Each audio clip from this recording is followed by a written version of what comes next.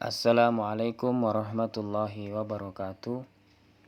Kaum muslimin dan muslimat dimanapun Anda berada, pada kesempatan ini saya akan membacakan artikel yang ditulis oleh Ustadz Muhammad Abdullah Tuaisikal MSc tentang jangan lupa lakukan puasa Syawal. Salah satu dari pintu-pintu kebaikan adalah melakukan puasa. Rasulullah Shallallahu Alaihi Wasallam bersabda, "Ala aduluka ala abwabil khair, saumu junnah." Maukah aku tunjukkan kepadamu pintu-pintu kebaikan? Puasa adalah perisai. Hadis riwayat Tirmizi. Hadis ini hasan sahih. Puasa dalam hadis ini merupakan perisai bagi seorang muslim, baik di dunia maupun di akhirat.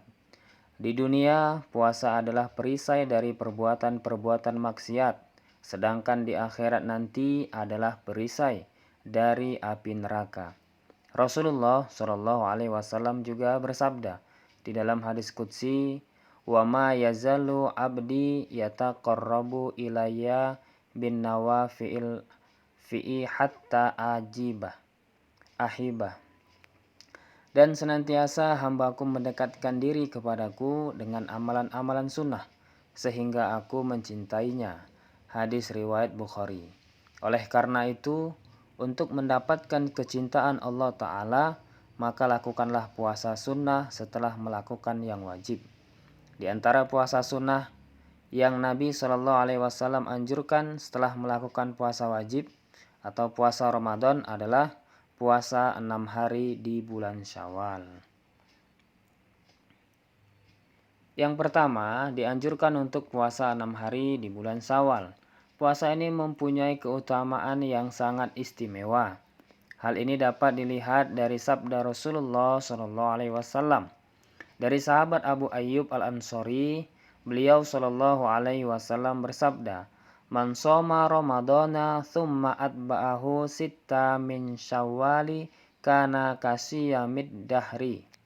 Barang siapa yang berpuasa Ramadan, kemudian berpuasa 6 hari di bulan Syawal, maka dia berpuasa seperti setahun penuh. Hadis riwayat Muslim. Pada hadis ini terdapat dalil tegas tentang dianjurkannya puasa 6 hari di bulan Syawal, dan pendapat inilah yang dipilih oleh mazhab Syafi'i, Ahmad, Abu Daud, serta yang sependapat dengan mereka. Sedangkan Imam Malik dan Abu Hanifah menyatakan makruh, namun pendapat mereka ini lemah karena bertentangan dengan hadis yang tegas. Bisa dilihat di Syarh An-Nawawi ala Muslim, halaman 56. Kemudian yang kedua, puasa Syawal, puasa seperti setahun penuh. Dari Sauban, Rasulullah SAW bersabda, "Man shoma sittata ayyamin ba'dal fitri kana tamamas sanah. Man ja'a bil hasanati falahu asyru amthaliha." Barang siapa berpuasa 6 hari setelah hari raya Idul Fitri, maka dia seperti berpuasa setahun penuh. Barang siapa berbuat 1 kebaikan, maka baginya 10 kebaikan semisal.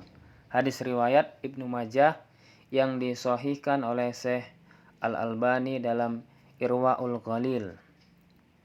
Orang yang melakukan 1 kebaikan akan mendapatkan 10 kebaikan yang semisal. Puasa Ramadan adalah selama sebulan. Berarti akan semisal dengan puasa 10 bulan. Puasa Syawal adalah 6 hari, berarti akan semisal dengan 60 hari yang sama dengan 2 bulan. Oleh karena itu, seseorang yang berpuasa Ramadan kemudian berpuasa 6 hari di bulan Syawal akan mendapatkan puasa seperti setahun penuh. Ini bisa dilihat dalam kitab Syarh An-Nawawi ala Muslim dan Syarh Riyadus Shalihin. Segala puji bagi Allah yang telah memberikan nikmat ini bagi umat Islam. Kemudian yang ketiga, apakah puasa Syawal harus berurutan dan dilakukan di awal Ramadan? Imam Nawawi dalam Syarh Muslim mengatakan para ulama mazhab Syafi'i mengatakan bahwa paling afdol atau paling utama melakukan puasa Syawal secara berturut-turut sehari setelah sholat Idul Fitri. Namun jika tidak berurutan atau diakhirkan hingga akhir Syawal, maka seseorang tetap mendapatkan keutamaan puasa Syawal setelah sebelumnya melakukan puasa Ramadan. Oleh karena itu, boleh saja seseorang berpuasa Syawal 3 hari setelah Idul Fitri misalnya, baik secara berturut-turut ataupun tidak, karena dalam hal ini ada kelonggaran. Namun, apabila seseorang berpuasa Syawal hingga keluar waktu atau keluar dari bulan Syawal karena bermalas-malasan, maka dia tidak akan mendapatkan ganjaran puasa Syawal. Catatan: apabila seseorang memiliki uzur atau halangan seperti sakit, dalam keadaan nifas, sebagai musafir, sehingga tidak berpuasa 6 hari di bulan Syawal, maka boleh orang seperti ini mengqadha atau mengganti puasa Syawal tersebut di bulan Zulqa'dah. Hal ini tidaklah mengapa, sebagaimana dijelaskan di dalam kitab Syarh Riyadhus Shalihin. Kemudian yang keempat, tunaikanlah qadha, tanggungan puasa terlebih dahulu.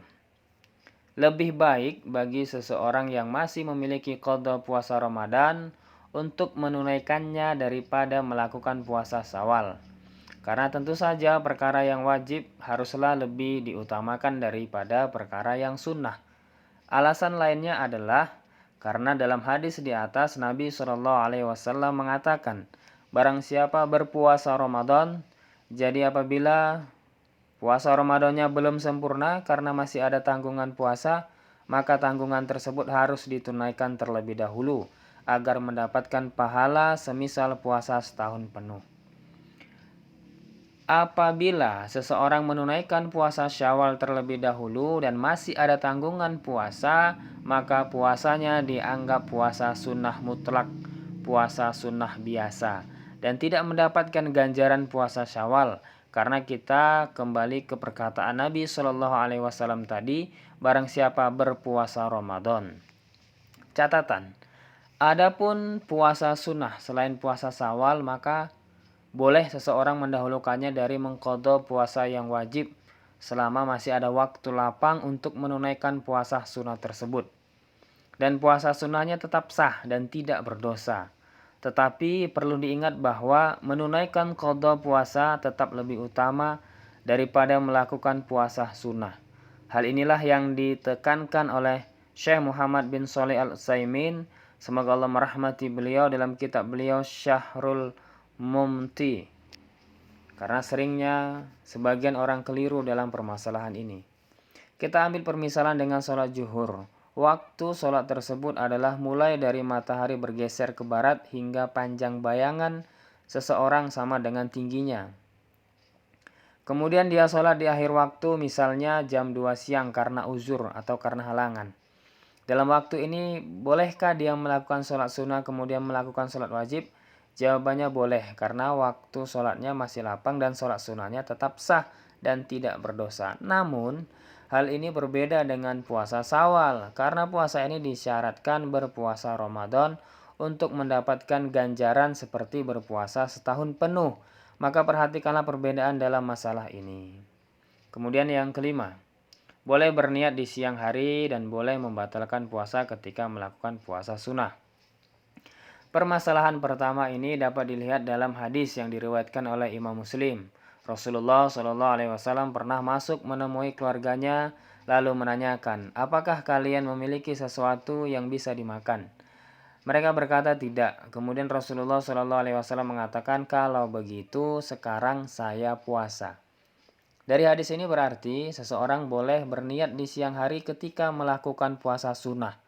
Nabi SAW juga terkadang berpuasa sunnah kemudian beliau membatalkannya, sebagaimana dikatakan oleh Ummul Mukminin Aisyah radhiyallahu anha yang terdapat dalam kitab An-Nasa'i. Semoga dengan sedikit penjelasan ini dapat mendorong kita melakukan puasa 6 hari di bulan Syawal. Semoga amalan kita diterima dan bermanfaat pada hari yang tidak bermanfaat harta dan anak, kecuali yang menghadap Allah dengan hati yang bersih. Alhamdulillahilladzi bi ni'matihi tatimmus sholihat. Wa sallallahu ala nabiyyina Muhammad wa ala alihi wa sahbihi wasallam.